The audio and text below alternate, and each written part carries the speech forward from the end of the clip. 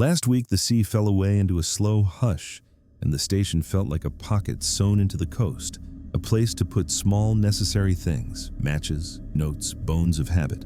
I came up the iron steps with the oilskins over one arm and the logbook under the other, salt rough under my nails from scraping the gallery rail. The lantern room glass wore the usual map of spray, dried to a fine sugar. I checked the panes for new hairline threads, touched the putty at the corners, and eased the cover from the Fresnel. Its prisms held the day in long, patient slivers, the way a calm person holds their breath while listening for the end of an argument. I polished where the cloth told me to polish and left the rest alone. I try not to chase a gleam until it owns me. The light belongs to shipping and weather and whatever else looks up from a distance. It does not belong to me. I keep a little order pinned to the hours. Clean prisms, check wicks, test the backup lamp, run the foghorn at the first proper thickness of haze, mark the wind and sea in the book, radio in anything that seems like it might interest those who do not have to smell their work.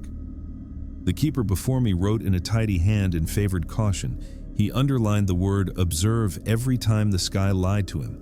I kept the habit without the underlines. There are only so many times you can scold paper. By the middle of the morning, the swell had gone from a shove to a nod, and the wind slid down the rock faces like a hand that has changed its mind. The horizon wore a fine, bright rim, sharp enough to count gulls without counting them. The horn stayed silent, as it should. I leaned on the gallery rail and let the smell find me, kelp bruised to tea, old rope, a tincture of iron where the cliff rusts rain into the grass. That is how the place ought to smell when the air is clear. But from the north, cut thin, came a damp breath I recognized from nights when the horn must work like a metronome. It was not thick enough to see. It was not even a smudge. It was only the scent a fog leaves behind itself when it is rehearsing. I went down to the engine room to check the compressor and the horn valves. The console is an honest thing. Wheels, levers, the switch for the signal lamp, and the simple truth of pressure against the palm. I logged a routine test and bled a short note through the line. The blast took the paint chips off their rest and sent them skating along the sill. It also came back differently. You get to know your own echo out here. It returns like a dog with a bark still in its throat, turns around the headland, hesitates in the coves, and trots up the cliff to lean against your knees. This one wandered. It came from the right, then from nowhere, then lay down at my feet a breath late, like a pilgrim who has read an old map and found the chapel where it used to be. I wrote it in the book in plain words. Echo uncertain, air still clear, odor of damp from north before visible haze. When I came back up, the lantern room felt a shade cooler though the sun had climbed. I set the signal lamp on its cradle and flicked through the shutters with my thumb to remind the muscle. There are fishing boats that prefer the quiet nod of light to the official paths. They tell stories on the radio when the weather presses them, then break off with a laugh that does not belong with their words. The radio took a while to clear its throat. Light station, confirm visibility. I answered with the distance to the far buoy and the sound of my own voice standing behind me like a second keeper. I could not say, and did not say, that the smell had sharpened without thickening, or that the gulls had left the usual harangue to form a pale ribbon and hover in place as if listening to someone taking attendance. I walked the perimeter path, a loop of rock and flattened grass. On my left, the ocean. On my right, the buildings with their salt-bitten corners and doors that go humble after too many winters. The generator house rattled in a friendly way. The cistern took its share of the mist and handed the rest to the moss. I tested the emergency hand lens in the storage shed and worked the hinge on the east door until it promised not to stick if the wet decided to put its shoulder to it. I try to keep my promises to doors. They are the sort of friends who repay you at 3 in the morning. Routine kept the mind from knitting the small oddities into a net. That was the idea. I made tea on the stove and stood by the window that looks down the narrow cut where boats nose in when the weather plays generous. Clear. Convincingly clear. The smell, though, had settled into the room as if it had the right. And while I watched the water, waiting for the first film of haze to turn the cliff edge into a soft pencil, the foghorn lever pulled back against my hand in the faintest way. Not enough to move, not enough to call it movement. Just the suggestion of weight where there should be only metal. I didn't write that part in the book. I told myself the spring had warmed and relaxed. I told myself I had leaned without noticing. I told myself many things that were each almost true. When the sun reached the angle that polishes the shallow reefs, a darker boat came into view beyond them, low, patient, the kind of craft that works traps and knows its own water. The radio gave me their name, familiar. I set the signal lamp and flashed a simple confirmation. The shutters answered right away. I keep the lamp set by feel, a count in the wrist, a breath in the eye. The first reply came back 2 beats early. I chalked that up to a skipper eager to get home. The second reply matched mine so exactly it could have been a mirror. The third reply arrived before I sent it. I stopped, hand on the shutter, and let the boat pass. The crew stood as usual, bright caps, easy posture. No one looked up. The lamp felt heavier than its weight, and the window glass wore a pale script of salt I had not seen in the morning, light as the residue of a finger drawn along a bar top. It said nothing you could read. It repeated nevertheless. I closed the lamp, set it aside, and opened the logbook. The column for remarks has only so much room. I wrote, horn test irregular echo, odor of damp without haze, early reply on lamp.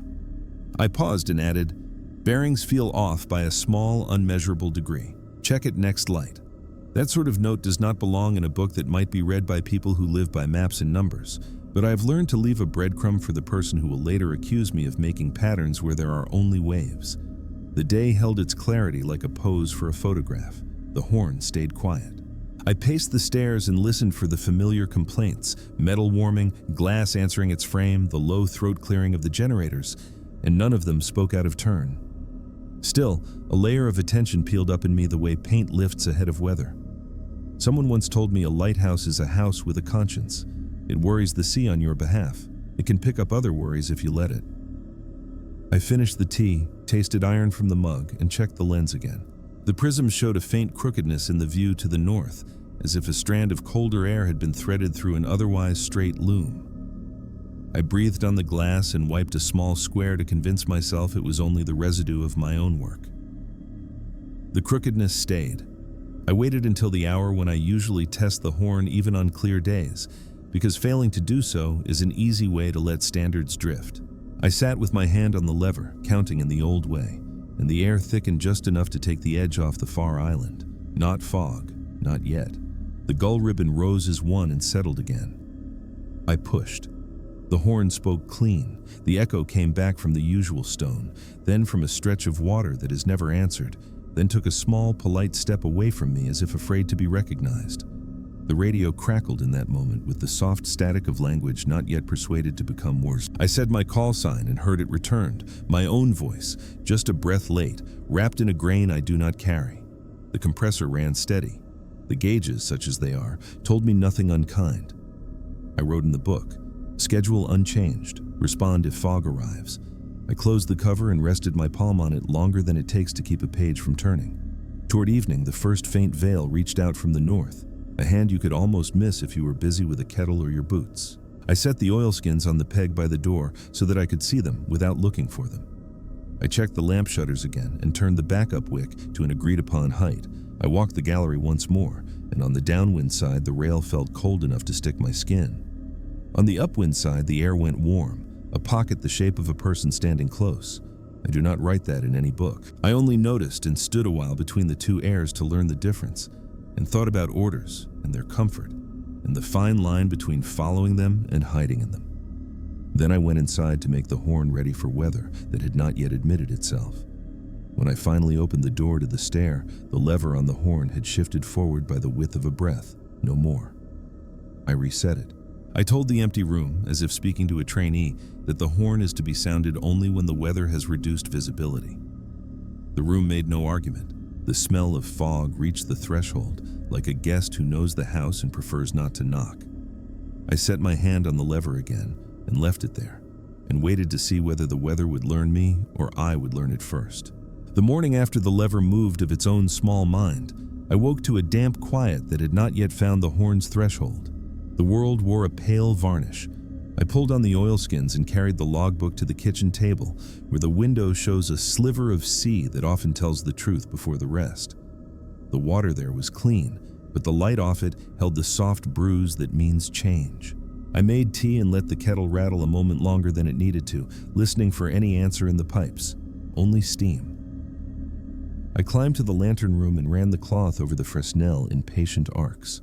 The prisms kept their temper. Even so, every turn of the lens showed a hairline bend in the view northward, like a thread pulled tight under the surface of glass. I tested myself by closing one eye, then the other, checked if the crookedness belonged to me. It did not.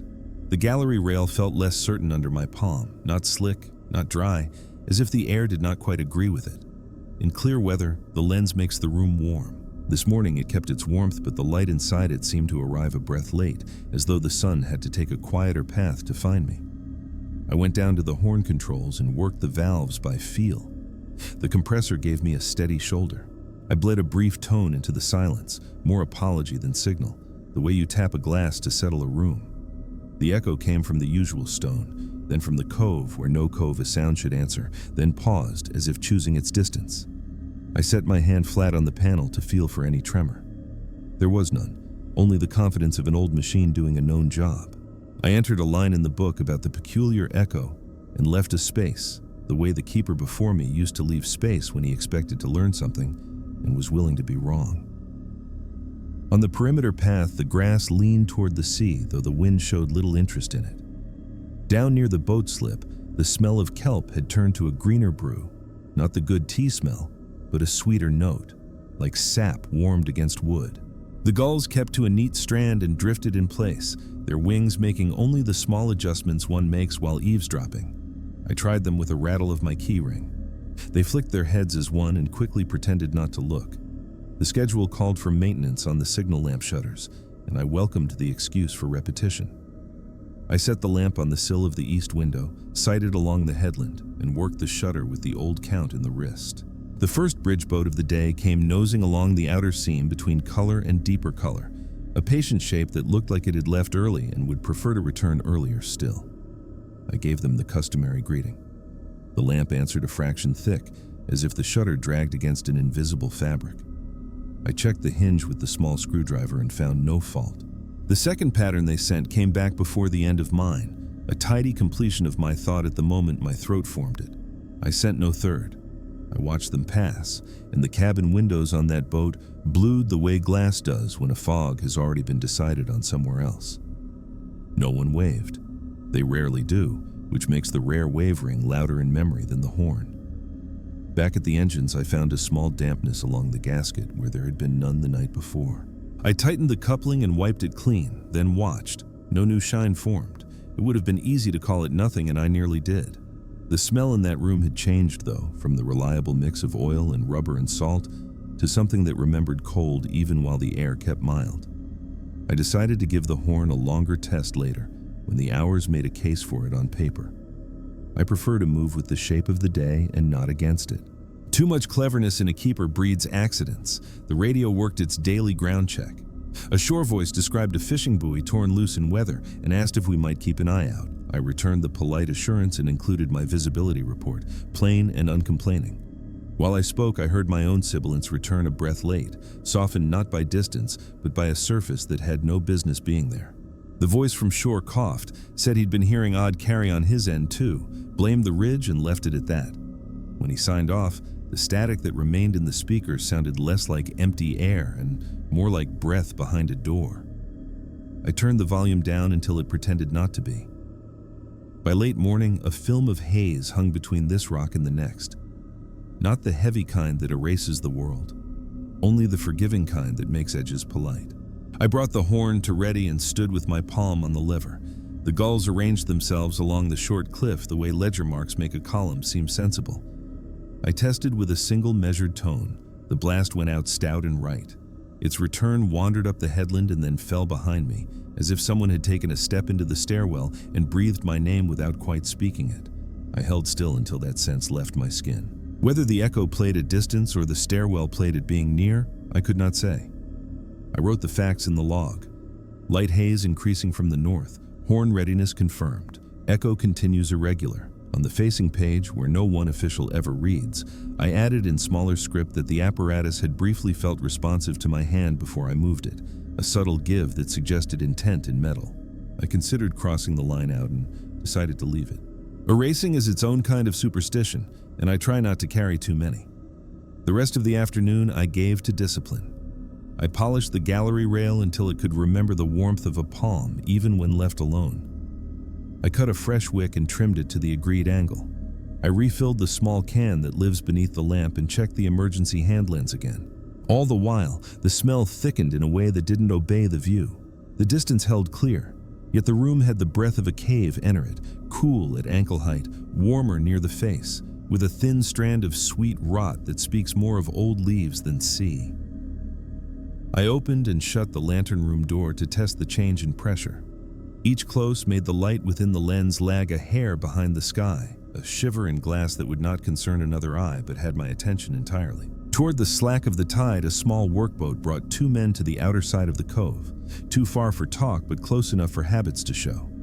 They sat easy, heads together, and then, as if rehearsed, both lifted their faces toward the tower in the same breath. It is not unusual for visitors to look up when the station is the only tall thing for miles of weather. But this was not looking so much as a listening posture. I raised the signal lamp without opening the shutter and kept it there.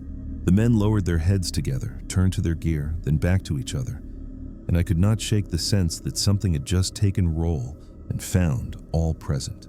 I let the horn speak once more at the edge of proper justification. The echo returned with a peculiar courtesy, carefully late, as if it did not want to startle me. From the far edge of the cove, a second echo answered not the horn, but the memory of the horn, and that answer seemed to come from a point inland where no water ever lies. My mouth went dry the way it does before a front, and I tasted copper though I had no reason to. I stood a little away from the lever to make it clear even to myself that no part of me invited another movement. Evening drifted close. The light waited, steady and unfussy, for its part in the dark. I made a wedge of bread and ate it standing in the doorway that faces the long reach. A low band of cloud ringed the horizon, a hem rather than a wall. I could have believed, if I wanted comfort, that the day would resolve into proper fog, the sort that gives a keeper work and earns a sleep. Yet the feeling in the room said otherwise. The stairwell carried a delicate cold that did not belong to the hour. The kitchen felt warmer than its fire. The engine room stayed exact, but the checklist on the wall looked like it wanted to admit a new line all on its own. I told myself that to fear is an honest tool if handled with gloves. I let it sit in reach without letting it get under the lamp. Before dark, I walked the path one more time. On the east side, the grass lay down and stayed, though no wind pressed it. On the west side, a flick of warmth rose off the rock the way it will after sunny weather, only the rock had not held sun since morning. Down at the slip, the lines twitched once and then were still. Out beyond the reef, a low sound rolled and did not repeat, something between a whale sounding and a truck shifting, which made no sense, so I let it be only a word without a sentence. I returned to the tower and set for night. The wick took its light without argument. The lens breathed the beam into the room and then out across the water. It steadied me to see that the light, at least, remembered itself. When the beam made its slow pass north, the crookedness in that pane remained. I pressed my forehead to the glass long enough to leave a crescent of skin warmth and watched the line of the headland bend the slightest touch, then straighten when the beam moved on. On the next pass, the bend repeated in just the same place, though the wind had turned by a notch and the air in the room had settled. Below, in the stairwell, I heard the soft tap of metal on metal, a polite contact, regular as a metronome for a few breaths and then not at all. I told the light aloud, as if it were a trainee on a first night, that we follow schedule, we honor procedure. We let the sea set the riddle, but not the rules. The glass did not answer, which was both comfort and not. I left the horn lever at ready and the logbook open to the new page. I wrote a last line without looking down at my hand. Light that waits, fog not yet honest, echoes learning the rooms. Then I closed the book and set the pencil in its groove, and I stood with the tower breathing and the beam turning, and I listened to the fog learn me. Night kept its bargain with the beam, and the sea laid down into the sort of sigh that can undo a careful hour. I kept moving because stillness turns a keeper soft. The horn lever waited at ready, respectful as a dog that knows the house rules. I worked through the whispered litany that lives in my hands. Wick steady, lens clean, shutters free, horn charged, radio alive but quiet, signal lamp within reach, oilskins hung where a blind grab will find them. The logbook lay open beside the small lamp on the desk, a field of paper that has seen more weather than many men. I made my notes in the same narrow hand I've carried since station school and felt the old comfort in lines that do not judge, only hold. The stairwell carried that borrowed cold, again, delicate and precise, pooling in the turns where a person might rest a moment when carrying something heavy. I took the first flight slowly, boot soles on iron grating ringing a plain time. Halfway up, another set of steps answered mine a hair behind, the faintest press on steel, not enough to breathe dust, just enough to make the skin between shoulder blades remember childhood. I stopped and listened until the light breathed its slow sweep past the slit of the stair window and on. Nothing moved. I set my boot down again, and the answering tread kept station. I told myself that sound in a tower can turn corners on its own. I told myself that air, when heavy, speaks with borrowed feet. I climbed the rest without looking back, because looking back is how you invite a story that does not belong to the work. In the lantern room, the glass had taken on the smell of wet stone, not rain, not sea, more like a cellar door opened in summer. The Fresnel held its faced patience, each prism catching a fraction of night and returning it to order.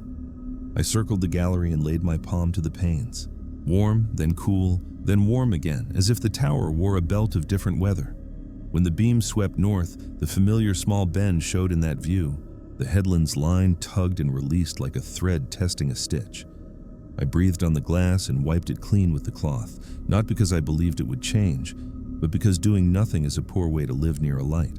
The horn called for a short test at the edge of justification. The haze had thickened, but not yet committed to disappearance. I went down to the controls and stood with a hand on the lever. The radio, which I had turned nearly to a whisper, lifted enough to clear its throat. I gave the horn one measured note.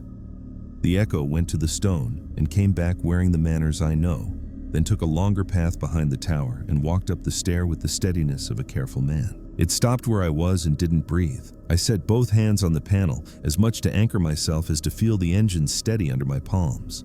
The gauges, with their old needles and blunt honesty, sat where they should. I wrote a line in the book that would look like caution, not fear. Echo irregular, monitor. I made tea and stood on the landing below the lantern room, where the light makes a slow promise across your hands. The mug warmed my fingers, then cooled too quickly in the small draft that had found the seam of the door and learned it. I sipped, and the tea tasted of iron and a whisper of kelp. The smell of fog moved through the stair like a polite guest searching for its coat. I told myself again that the horn has its rules and that I too have mine. It is easy to sound comfort into the weather and call it duty. I've seen the harm that does to the ledger and the men who trust these rocks. At the next turn through the rooms, I checked the signal lamp. The shutter hinge I had watched all afternoon swung clean, but when I worked the pattern into my wrist, the shutter felt heavy in advance of my touch, as if the lamp wished to answer a question I had not asked. I set it down and stepped back. The window that faced the cove had grown a fine script of salt along its lower edge, a string of half-letters the brush of wind and spray will sometimes lay down. Tonight, the marks were evenly spaced, like chart ticks, then broke into a run of curves that might have been nothing at all. I traced the first line with the back of a fingernail. Dry, old, yet I had polished that pane at dusk until it showed the light like a coin. I turned the lamp to face the room and left it dark. At the base of the tower, the door to the gear room kept perfect square. Inside, the coils of line and spare lenses and thin tools held their stations as they should. I took the hand lens from its tray and checked its screws, then sighted through it along the seam where black water meets blacker rock. The image carried no tricks. When I lowered the lens, for a breath, my eye kept the circle and the world beyond it looked off by a fraction, like a map a child has put together with near-right pieces. I blinked hard, and the line returned to normal. I should have noted that, and did not. Pride moves quietly in a station and prefers a clean book. In the kitchen, the clock hand had traveled farther than I liked without my attention. I cut bread, spread a little of the jam sent up by a friend inland, and ate it leaning on the sill. The jam had taken on a faint taste of smoke, though we had not lit that stove in days. I checked the wick height in the lantern room, firm, modest, and took another walk of the perimeter path. The air moved with more purpose now, a drift from the north that walked down my collar. On the east side, the grass lay as if a shoulder had passed through it. On the west side, the rock held a small heat that gave up easily when I touched it. Below, the slip lines tapped their cleats twice and were quiet. I lifted one to see if the movement belonged to the tide. The line settled as if someone had nodded. Back inside, I paused on the stair and called a simple line into the radio to test carry. The speaker returned me with a breath of grit in the consonants, the sound you get when a voice comes through a wall and has to rearrange itself into words. I asked for a routine weather relay from shore. The reply came clean, which somehow unsettled me more. When the shoreman asked after the station, I answered in the tone we learned for storm days, calm but with the pull of the rope in it. I said the light held, the horn was at readiness, visibility was a working distance, the air smelt of change. He thanked me and asked for the headland echo report. I have never known him to ask that. I said the echo had new habits. He laughed, not unkindly, and said a friend down the coast had complained his own steps had started coming up the stairs behind him. I did not laugh. We signed off. In the lantern room, I found a new thing. The dust that gathers in corners however often you chase it had written itself in a thin crescent on the floor, just inside the door, a mark like the shadow of the lens crown thrown down to test its own outline. I brushed it away with my boot, and the curve returned when the beam swept north, then faded when the beam moved on. I held still and timed breath with the rotation. Again, the curve appeared, this time nearer my toes, so faint I might have been bruising my own sight. I crouched and put my palm to the floor. The wood felt cool, then warmer in the space where the curve had been, the way a chair remembers a body for a moment after it rises. The checklist by the engine room door waited for the last marks of the night. I read each line aloud, as if hearing could close whatever the day had opened. Fuel steady, pressure steady, horn serviced and ready, radio functional, lamp shutters clean, spare wick cut, spare mantle wrapped, hand lens intact, signal lantern charged, gallery rail sound, stairs clear. I put a finger to the margin and imagined a new line. Note the way the tower remembers footsteps. I didn't write it. I set the pencil down and stood with both hands flat to the door, feeling for the low tremor of machinery and the softer tremor of weather. For a blink, I thought I felt the echo of my hands returned through the wood from the far side, palm to palm, not pressure, only answer. Then, nothing at all. Before midnight, if the word can be used without numbers, the fog arrived as truth rather than promise. It came without drama, the way a careful person enters a room to help without becoming the story. I brought the horn to voice. The blast went out with the clean authority that says we have learned our neighbors. The echo returned from the stone, then from the cove, then from inside the stairwell, then from a place inland where sound does not live. The horn lever eased a fraction under my hand, not forward this time, but back, as if asking whether we wished to withhold the next note. I pushed again, steady, and held to schedule. Duty is a kindness you offer your nervous mind. The echoes fell into a new order, near, far, behind, above. I stood and counted them in the wrist, not on paper, and let the tower make its decision about what to remember. I ended the round in the lantern room and wrote the facts. Fog proper, horn sounding at interval, light true, echo patterns unsettled, steps in stair may be self-echo, continue observation. On the bottom edge of the page, in small letters that would be easy to miss, I added, I will walk the stairs when the horn speaks next and stop on each landing to listen for what listens back. I closed the book. The beam laid its slow hand on the water and lifted it away. I set my boot on the first step, and from somewhere between the floors, a measured tread rose to meet me, not hurrying, not warning, only exact, as if the fog had learned my steps and wished to keep me on time. I took the stairs with the horn, stopping on each landing when its voice laid itself over rock and sea. The first stop gave me only my own breath and the small hiss of air that lives in any old tower. On the next turn, a tread met mine half a heartbeat after I lifted my foot, making the iron sigh where it curves from wall to step. I stood long enough for the light to pass twice across the narrow window and let the echo decide whether to be wind or intention. It held to intention. I climbed and it followed, always near, never close, the way a conscientious assistant keeps pace without speaking. Duty names many things if you are willing to let it. In the lantern room, the smell of cellar had deepened until even the glass carried it. The Fresnel turned with the patient authority of a long-worked wrist, and yet the beam's reach seemed to glide into the fog a breath before the lens presented it. I did not write that down. You cannot log a light that arrives early. You can only check the wick and the burn and tell yourself that the beam is an obedient creature and not a thought. The window on the north face wore the lightest crust of salt, fine as sifted flour. I wiped a clean square with the soft cloth and leaned close. Within minutes, a pale line rewrote itself across that square, a slow, steady stroke like the sea's handwriting practicing an alphabet. I breathed on the pane and the writing held. The horn asked for its interval, and I let it speak. The return came first from the familiar stone, then from the void above the stair, and then from somewhere inland that has never learned to answer. I waited to see if the next echo would belong to memory again. It did. A fourth answer brushed the room like a hand across the back of a chair, and the horn lever softened under my palm as if to say we had kept time well enough for now. I held it to the schedule. Machines prefer a keeper who does not ask them to guess. At the desk, I opened the logbook and wrote the day's bones in the tidy hand that calms auditors and the restless alike.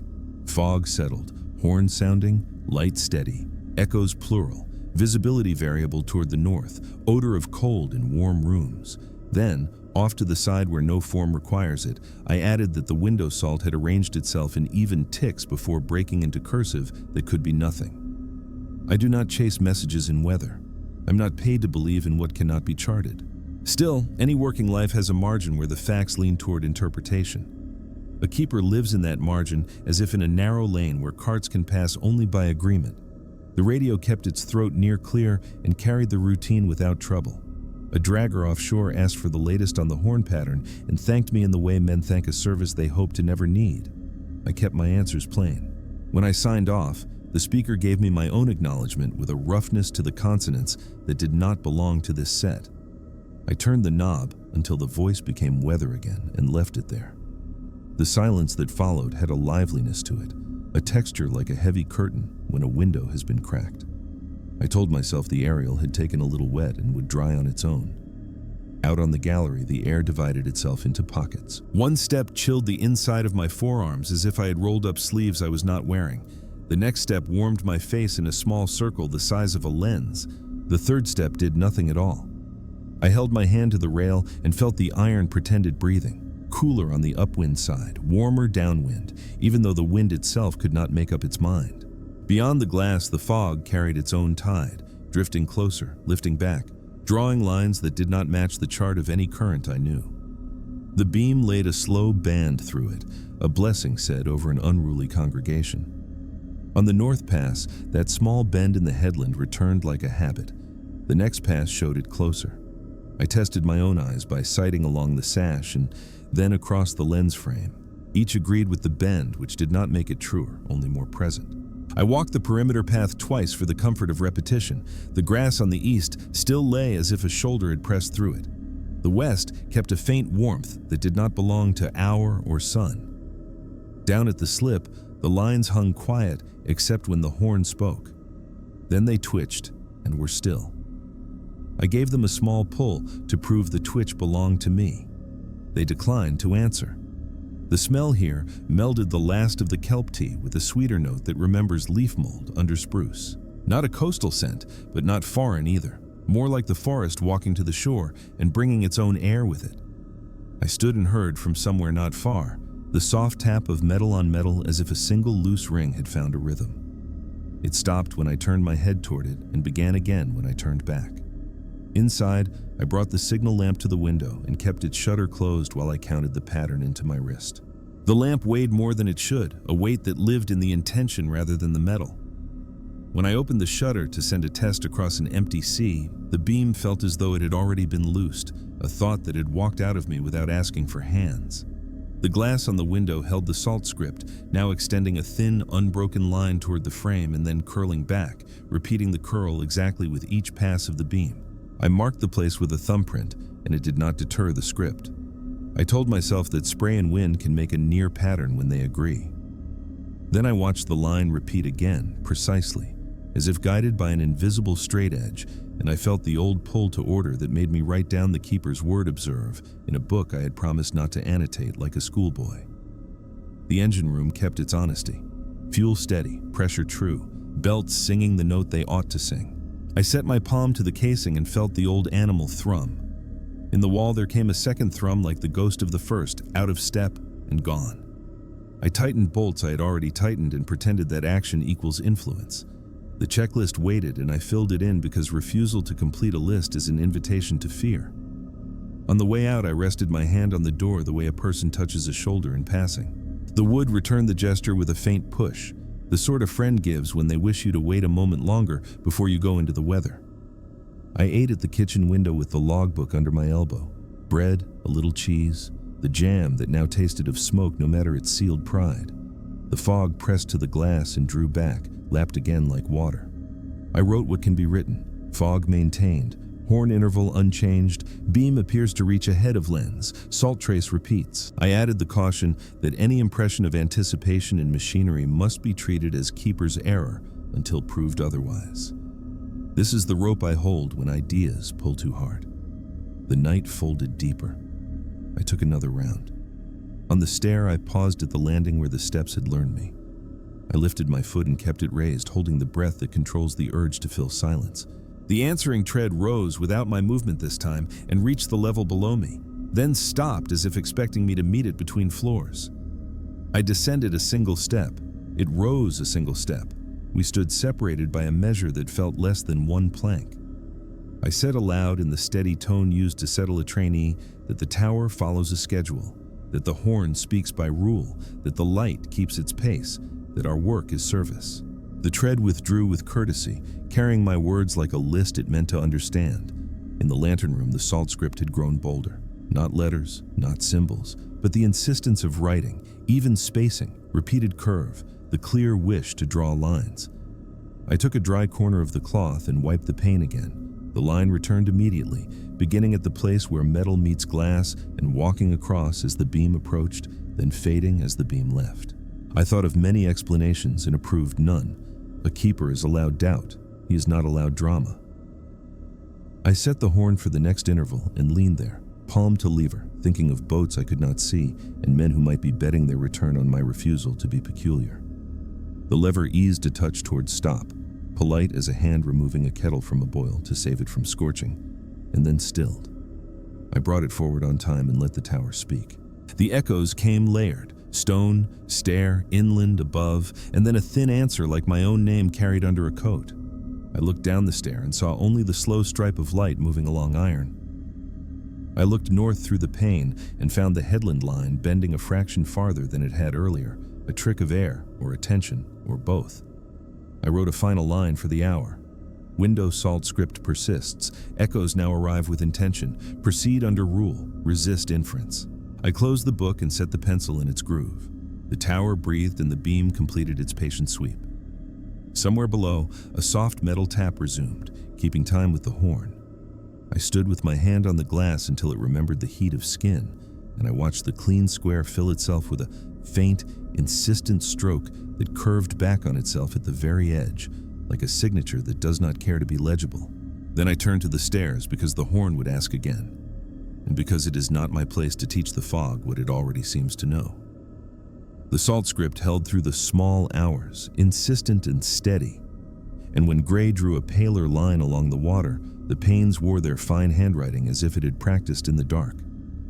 I boiled water and steeped tea to stay with the schedule because the schedule is the rope I trust when the sea tests the cleat. The horn interval waited.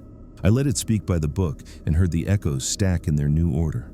Stone, stair, inland, above, and then that thin private answer that carried my voice without borrowing my throat. I wrote the facts, not the feeling. Feeling is what you park beside the door so it can dry in its own time. Fog held its ground just out from the cliff, breathing in and out like a living thing reluctant to declare itself.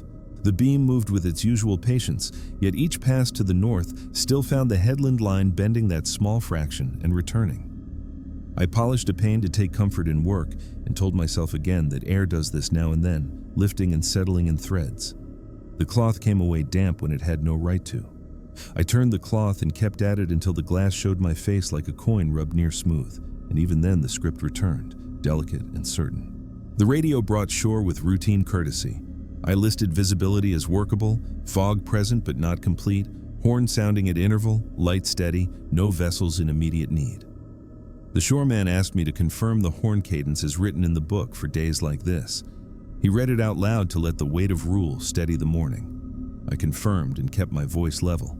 Then he asked, as if it were an afterthought, whether I had noticed any difficulty with echoes carrying true, because a keeper to the south had complained his sound went out like a firm throw and came back like a ball that had learned a new wall while no one watched.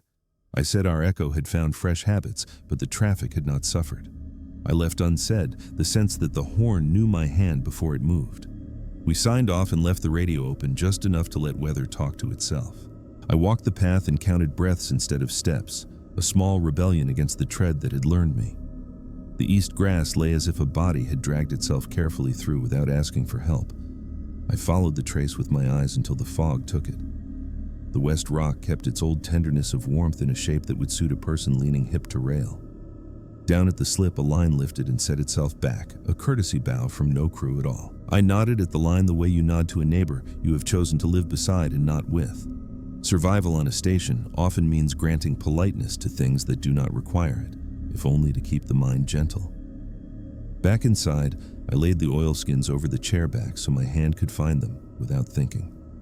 I set the signal lamp on the sill and kept the shutter closed while I counted the standard greeting into my wrist. On the last beat, the shutter tugged, light as a suggestion. I did not open it. I said aloud, as I might to a trainee, that we do not let weather run us, and we do not let doubts run the light. I moved the lamp to the interior table where the beam would not tempt it and left it dark. The engine room preferred facts: fuel true, pressure honest, belts clean, and singing the right note. I worked the wrench across the coupling where a dampness had shown itself the day before and found it dry. I set my palm to the casing and listened with the hand. The machine spoke the old language of sure work. In the wall, a second thrum answered, half a measure off, and then it changed its mind and became only wall again. I made the day's marks on the checklist and added nothing new, because adding new lines invites explanations that wear a man thin. By late morning, the fog crept closer, still courteous, still not taking the world away. A dragger's engine thudded far off in the direction the inland echo likes to borrow. I stood with a hand on the horn lever and counted the beats to interval. The rules say the horn should speak then. I thought of the men on that dragger and the way sound slides strange on days like this. I thought of how the fog had learned my pattern and wondered whether a small, careful break might serve better than obedience. That is the sort of thought that gets you into trouble out here, and also the sort that sometimes keeps a boat off a rock. I let the lever stay where it was and waited one long breath beyond habit. The room drew tight, the way a crowd hushes when a conductor lifts a hand. I pushed the lever then, firm and exact. The blast went out hard. The echoes returned in their known wrong order, and then, as if surprised, shuffled into the older one. Stone first, headland second, stair a polite pace behind, inland delayed enough to sound like a courtesy rather than a claim. I wrote none of that on the form line. On the blank margin, I noted, delayed horn by one long breath, echoes hesitated, then normalized. I underlined nothing. I made tea and took it to the landing.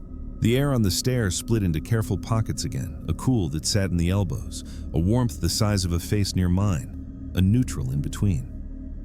When the horn spoke next, I started down so that my step would meet the answering tread. It did on the landing below, patient as before, neither crowding nor retreating. I said aloud that we would keep watch anyway, that the schedule would stand, that any intention in the rooms could do as it wished, provided the light kept true and the horn served boats. The tread followed once, then remained where it was, as if noting the rule and filing it. Near midday, the radio crackled with a trawler's call, non-urgent, the tone men use when they do not want to admit the small worry they carry. They asked if the beam could gift them a confirmation flash as they crossed outside the reef, a courtesy to settle bearings in a fog that had turned from suggestion to practice. The book does not forbid it. I lifted the signal lamp and set my count. The shutter felt heavy before my thumb found it, then light as if it had already opened. I took a breath and made the pattern. The reply came true and on time, then came again, early, a repeat I had not sent, a tidy ghost of the first. The trawler thanked me once over the radio in a man's voice, and once more in my own voice, a breath late. I did not answer the second thanks. I put the lamp down and steadied it with a hand until the thought of it stopped moving. The fog made good on its promise in the afternoon. It did not swallow the tower whole. It wrapped it in a shawl, and reminded it to speak. I brought the horn to its working cadence and let the hours count themselves. The lever no longer eased toward stop between notes. It pressed forward in the moment just before my hand moved, asking for continuity like a junior keeper eager to prove he has learned the rhythm. I matched it, because to fight a learned rhythm is to grow clumsy, and clumsiness writes bad entries in books that live beyond a man's years. The echoes behaved, which is to say they misbehaved consistently. I could map them on my skin now.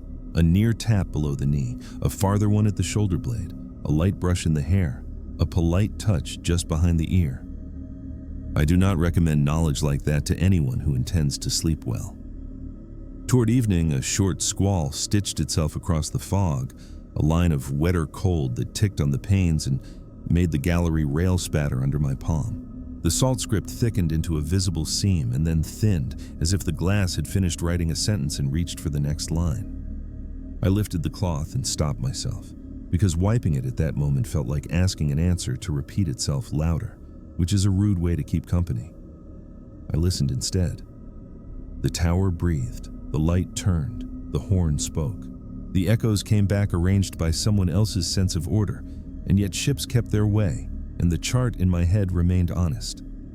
I ate standing up to avoid giving the chair a chance to remember a body and then refused to forget it. The jam had surrendered entirely to the smoke taste, and I threw the last of it into the bin, where it landed with an unkind sound and then fell quiet. I washed the knife and set it down with the blade away, a small ritual learned from a keeper who believed that how you leave an edge is how an edge will treat you later. I took the long way around to the lantern room, stopping to touch each doorframe with 2 fingers as if checking for fever. Warm, cool, like a cautious pulse. At the desk, I opened the logbook for the night's page and surprised myself by writing the caution where anyone might read it. Fog has learned my schedule. I will keep it anyway. Beneath, in smaller script, I added, small experiment with delayed horn, no harm observed, do not repeat without need. I closed the book before I could soften the words. It is a peculiar comfort to allow a truth to stand in ink where you can see it try to become part of the weather, not a private flaw. When dark tightened, the beam found its courage as it always does. The north bend persisted. The stair kept its companionable tread a polite landing below. The horn lever in my hand had reached an agreement that owed as much to muscle as to rule.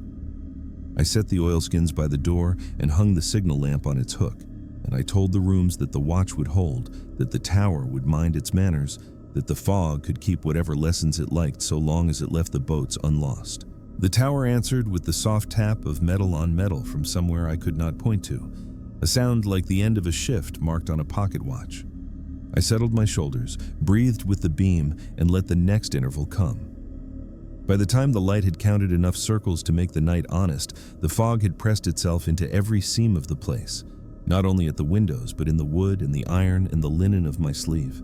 The tower smelled of cellars and old books kept too near a damp wall. The horn asked for its interval, and I gave it, not to please the fog, but to settle the rooms. The echoes stacked in the order I had come to expect from a teacher, with its own chalk. Stone, stair, inland, above, and then the personal whisper that used my breath without my leave. I took note in the log and kept the language calm. The book is no place for a man to loosen his hand. Near the cove mouth, a noise found the fog and wore it like a coat, an engine laboring in a patient way, not at panic, just at the slow insistence of men who mean to get home. I set the signal lamp on the sill and kept the shutter closed. The radio brought them through more weather than wire, a voice that had to learn English again as it moved from mouth to speaker. They wanted a confirmation flash at the cut, a courtesy to set nerve to one side while work finished. The chart on my wall and the chart in my head agreed about the reef teeth that sit below that passage, right where fog loves to gather its quiet. The book does not forbid a keeper making a small light where a small light keeps men alive. It does not encourage tricks either. I named the pattern I would use, the plain greeting a child could count, and I counted it into my wrist. Before I touched the shutter, the lamp leaned toward me, a weight that belonged only to intention. I lifted my thumb and stopped it there. I told the rooms, as if addressing a trainee with clever hands, that we follow the count, not the itch to help. The engine's voice came closer, and I heard in it the fine tremor that boats get when they are measuring fear against fuel. I opened the shutter. The first flash crossed the cut and came back early, a repeat in my own cadence sent by a hand I do not employ. The second flash I made myself, exact and true. The reply they gave me over the radio landed rough, then smoothed, the way a man steadies a plate he almost dropped. The boat sounded its own small horn in acknowledgement, a courteous note that found the cliff and then walked up my stair as if it had always lived there. I set the signal lamp down and brought the horn lever forward on time. The blast rolled into the fog and returned with a new layer underneath, not sound so much as pressure, a careful hand on the back between the shoulders, guiding a person through a narrow crowd. I stood with it and did not resist, the way you let a good current hold your boat in a tricky reach. That allowance cost something in the mind, a small coin paid to doubt, but the cut is unforgiving, and the fog had already shown it knew my steps. If it wished to keep time now, I would let it, so long as the light stayed honest and the boat stayed afloat. On the stairs, the familiar answering tread waited one landing below, neither ahead nor behind, every inch the considerate assistant. I stopped and held my breath until the horn spoke again. The tread took a single step up and no more, as if confirming that I remembered the drill. A keeper before me once said, "The tower learns you by heartbeat and heel, and if you keep your temper, it learns your temper too." I never wrote that down, but I keep it in the pocket where a man keeps the rule that has no line on a form. In the lantern room, the salt script had thickened to a seam you could see from across the glass, even through the fog. It wrote itself with each pass of the beam and then softened, then wrote again. Not language, not even the wish to be language, more the urge to keep count without numbers, a record of presence as honest as the marks a rope leaves on a hand. I wiped a corner and watched it return at once. It pleased me that it obeyed itself and not me. Pride is more dangerous in a tower than weather. The engine room believed in facts and I rewarded it by giving it only facts. Fuel steady, pressure right with a little kindness in reserve, belts unfrayed. I tightened a coupling that did not need it and listened for the complement thrum in the wall. It answered one beat late and then corrected itself, as if it were the student this time, and I the teacher, though I do not know what class we were holding. I marked the checklist without invention. The lines of a list make a fence around foolishness. When I came back to the kitchen window, the fog had drawn closer to the glass, and the room had decided to be warmer than its fire. The knife on the table reflected a thin band of light that should have sat higher, and for a breath, I thought the beam had bent in the room instead of on the water. I turned the blade away and set the knife aside with the soft care you owe an edge. I took up the logbook and found my own last line from the previous hour waiting like a patient animal. I added, "Guiding lamp at the cut by request, echoes intimate, horn cadence maintained with allowance for pressure, no collision of signals observed." My hand, which does not shake, wavered a fraction at the word intimate, and I almost softened it to close. I left it. A book should know a man's exact thought once or twice in a life. The radio lifted a call I recognized by habit rather than name, a small longliner that works outside the reef when the season encourages courage. They were between here and a brighter station down the coast and asked if I could give them the horn's cadence as written, and a brief silence after, a pocket to test their own sound against mine. The request was unusual, but not mad. Silence has weight in fog, and the weight can carry information an eager horn cannot. I agreed and set my palm to the lever. The tower felt me decide and settled around that decision the way a boat settles into the cradle of a swell, taken at the right angle. I sounded the agreed pattern and rested the lever into quiet. The room held its breath with me. The longliner's horn spoke into that pause and came back wearing our cliff and our stair and our inland in a combination that read to my body like a sentence, clear enough to continue, but only with a humility men do not naturally keep. I gave them the simple confirmation. They thanked me twice in two voices, one damp with fog and one dry with air, and carried on. By afternoon, the fog cinched itself so closely that the beam felt like a hand moving under thick cloth. The tower shrank to the diameter of its rooms. The path outside went somewhere, but not for me. I walked it anyway, one careful circle with a hand to the gallery rail whenever the stair disgorged me to weather. The east grass lay with a new neatness, the trace narrower, as if whatever had pressed there had learned not to waste weight. The west rock gave up its stored warmth entirely and kept only a polite memory of it, the way a chair holds the shape of a person for a single breath. Down at the slip, a line rose once and eased itself back with the air of a man making room on a bench. I nodded without thinking, and the foolishness of that habit warmed me against the cold that had chosen to live in the fabric of my coat.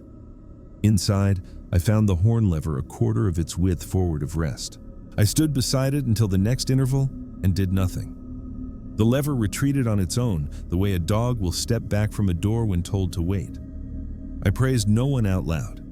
I kept my hand on the metal and moved it to schedule when the count reached the place we had agreed upon before any of this began. The echoes came in a braid that used all the places I knew, plus one I could not find on any map. A high, thin touch, as if a wire strung above the tower had learned our tune and decided to hum along. I gave the room a small bow and returned to my rounds. Late in the day, the radio called with a sure voice I trusted. Weather notes were exchanged, good practice spoken aloud to keep men honest. Then the voice asked, quiet, if I had any new marks in the log concerning echoes and timings, and the feeling of intention in machinery. I turned away from the window so the tower would not see me hesitate. I said I had notes that might be of long-term interest, and he said there was no rush, that he only wanted to know whether I was writing the world down as it offered itself. I said I was. He told me to keep the horn at rule and the light at truth, and to allow for the fact that sometimes the coast keeps its own counsel. We signed off with the formal words, and when I put the handset down, I felt the faintest answering weight on the back of my hand, as if another keeper had just agreed to cover my next watch. Dusk came slowly, then all at once, as it does when fog closes the last of its fingers. The beam found its stamina. The salt script insisted. The stair tread waited one landing below, respectful as ever. I made a small change I will defend in any court staffed by men who have watched a sea try to teach them manners. I advanced the horn by the length of a single breath at the top of the hour and let it fall back into rule afterward. The room accepted the edit. Outside, a boat horn I could not place answered me honeyed by distance and then set itself straight, as if relieved to discover that whatever had been learning me would share what it learned with strangers in a pinch. I ate quickly and left the plate in the basin for the morning, because scrubbing at a sink where a beam cuts your hand into pieces is a poor way to keep a mind. I climbed to the lantern room and laid my forehead to the glass where the salt line liked to start. Cold there, warm a hand's width away, and then a balance. The writing began without me, a thin mark that curled back upon itself at the edge as if to sign what it had just recorded. I tapped the pane with a finger, not enough to make a sound, just enough to ask whether the line belonged to me. It didn't pause. I stepped back and let the beam turn. In the logbook, on the line that would carry through to any man who reads me later, I wrote, narrow passage weather, guided 2 boats with lamp and horn, pattern learned on both sides, watch will hold, proceed without invention. On the lower margin, I added for myself, there is a sense the tower and the fog have agreed to trade courtesies in my house. I will keep to schedule until courtesy demands I bend, avoid pride. I closed the book and returned it to the flat where my hand finds it without looking. Night tightened the last little bit. The horn asked, I answered. The echoes came, the familiar ones and the new one I still could not place. The stair drifted a single half-step closer and stayed, as if choosing to share the landing with me rather than following from below. I spoke aloud, steady as I could, that the watch would continue and that any lesson learned today would be kept in the book, and that ships would have their beam on time, or I would hang my lamp from my teeth to keep it so. The room eased. Somewhere below, the pocket watch tap marked whatever passes for the end of a shift among fogs. I put my palm to the glass until it remembered the shape of heat again and stood with the light, waiting for the last change the night would bring, before morning decided whether to admit itself. Morning hesitated at the edge of the world and then decided not to come in, the way a shy guest stands on a threshold and reconsiders. The fog had thickened enough to flatten sound and give every surface a skin of damp. The tower smelled of kelp tea gone cool and the first pages of an old book. I brought the horn to its interval and felt the lever accept the work with that polite readiness it had learned. The echoes returned in their now familiar braid, each answer taking its place as if some clerk had been hired to file them. I wrote the bones of it in the logbook and left room for the soft details that no one believes until they live them. I walked the perimeter path because to refuse a path is to let fear write the schedule. East kept its pressed grass, neat as linen smoothed by a careful hand. West had abandoned warmth entirely and held only memory, the rock's version of yesterday's fire. Down at the slip the line lifted, then laid itself back with deliberate grace, a gesture both for me and not for me. I nodded, which is a bad habit, and let the fog beat on my lashes until the gallery grew its halo. The ocean did what oceans do when unseen. It worked and waited and played a low note under everything. Back inside, I found the signal lamp pulled a thumb's weight toward the window, though no shutter was open, and I returned it to square like a teacher setting a book straight on a student's desk. The radio offered the shore routine, and I answered in the tone that says, "I am here, the light is true, the horn keeps its word." The shoreman cleared his throat and said another station had filed a line about steps in a stair that were not made by any person on that roster. He asked in a voice that tried not to ask whether I had similar notes. I said I had observations consistent with unusual echo behavior and that I was maintaining rule. He said that would be adequate and added, after a pause, that sometimes the coast keeps its own counsel, and a keeper's job is to keep his. We signed off and left the line open to weather. The Fresnel's prisms wore a brighter patience than the room deserved. I polished a pane, and the salt script returned at once, tracing its smooth curve and fold as if practicing a signature without caring to be legible. I watched it repeat until the beam passed, and then again as the beam returned. It pleased me, against reason, that the glass did not wait for my approval. I tapped the pane lightly with a knuckle, a habit learned from an old instructor who believed that some materials listen better when reminded they are not alone. The pane gave me the smallest answer in the skin, not sound, just a feeling that the room had paid attention. The horn asked and I gave. The echoes came back stacked and then, for a short while, refused to stack at all, arriving instead as a single pressure that seemed to come from the wall beyond the engine room, where no wall should give columns to sound. I went down and set both hands on the panel. The machine breathed steady. The checklist waited with its plain boxes arranged to protect a man from himself. I filled the boxes and added nothing extra. On the way out, I rested my palm on the door and felt a second palm's worth of answer through the wood. Not mine, not heavy, just an agreement to stand together a moment longer. Midday failed to arrive. The world kept its murk and the tower kept its errands. A small voice came on the radio from near the cut, measured and unafraid in the way of people who have not yet decided whether worry is useful. They wanted a flash at the rock with the shallows, the one that has a name and do not say when young ears are present. I set the signal lamp on the sill and counted the pattern into my wrist. Before I opened the shutter, the room leaned, as if ship and tower had both put a hand out to find a wall. I held my count and opened on schedule. The reply came clean once, early again without my help, and then settled into courtesy. The boat thanked the station and thanked me, and my voice thanked back, though I had not yet pressed the switch. I pressed it anyway, to keep the records honest. I ate what passes for a meal on a day that is all hours and no time. Bread without jam, cheese without commentary. The knife's reflection tried to take the beam and bent it in the metal, so I turned the blade and set it away from the light. In the log, I wrote, "Fog keeps, horn steady, lamp used at request, echoes merge then separate, tower attentive."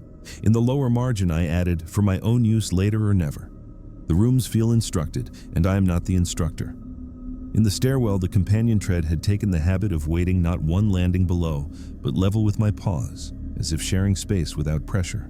I stood and let the horn speak, and the tread did not move, and for a breath the tower was exactly the size of its rooms, and then a little larger, as if breathing with me. I said aloud, the way one says it to a new hand before the first real weather, that the schedule remains, that courtesy may bend practice by the smallest amount when practice fails a living body, that pride gets a man killed even on a rock without people. The stair listened, the fog listened, the horn counted. The light turned. Afternoon wore thin and then thick again, that seesaw fog does when the sea wants to change its mind without admitting it. A longliner's voice came through, rounded by moisture, asking for the horn to hold its cadence unchanged while they measured their own note against mine. I agreed and kept my hand firm.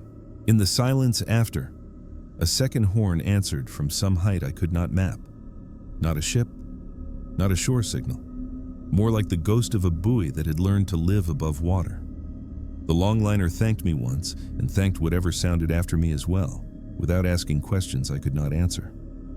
There is a relief in not having to explain the kindness of an unnamed neighbor. When evening finally decided to play its part, the tower became a lantern hung in wool. The beam marched with stubborn grace, The headland, in that northward pass, bent itself a hair more than before. I tested my own eyes by sighting along the sash and then by closing one and then the other. The bend belonged to the world, not to me. I considered writing the exact measure and did not, because I have no units for that kind of change, and the book dislikes invented ones. I took the perimeter path one last time. The east grass, pressed for days, had begun to spring back in places, as if the body that had lain there had learned how to move without leaving proof. The west rock kept its chill without malice.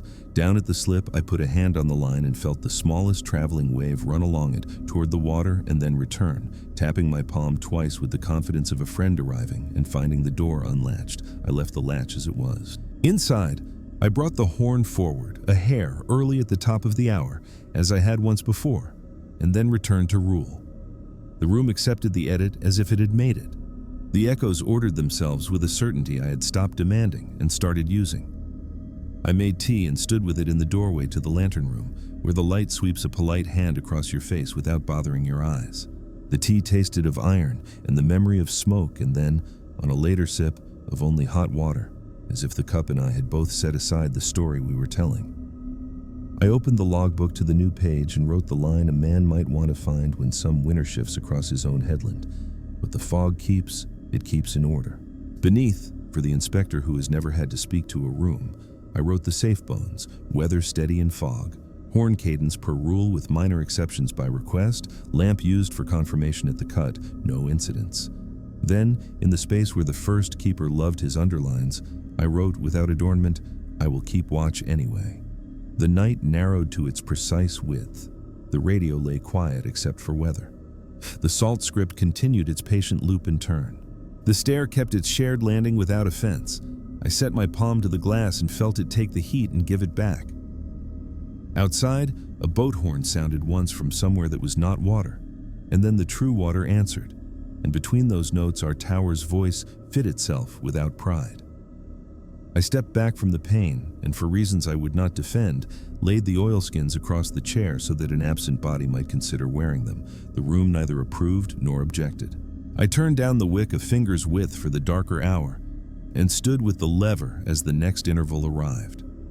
Before my hand moved, the lever came toward me by the breath of a thought, then waited. I matched it. The blast went out even, and the answers came home in their exact procession. On the desk, the logbook's page lifted at the corner in a draft that had no door attached, then laid itself down and stayed. I breathed with the tower and let that breath settle the day. When it had, I wrote a last line beneath the rest. Watch continues. Courtesy shared. All returns accounted for. At some point, no clock will own it, the fog stepped back a little, not far, just enough to find the shape of the headland again. The bend eased, the salt script thinned, the stair held still. I kept the horn at rule and the beam at truth, and did the old small work that earned sleep. The room neither welcomed nor denied me. It did what a good room does. It accepted my weight and did not teach me a moral. From the cove came a metal tap that could have been a loose ring or a pocket watch marking the end of a shift. I turned my head to hear it, and it stopped, which is how such sounds say, good night. I didn't close the logbook. I left it open to the page where the word keeps had written itself larger than the others. I set the pencil in its groove and laid the signal lamp on its side so it would not mistake the window for a request. I stood in the beam and let it pass over me, once, twice, and then I stepped out of it and listened for the echo that would return me to myself. It came from stone, from stair, from inland, from above, and from a place I will not name because I cannot place it and do not need to. I nodded to each and went about the watch as if none of this had taught me, and as if all of it had, which is the only way I know to keep a light when the fog learns your schedule and decides to help.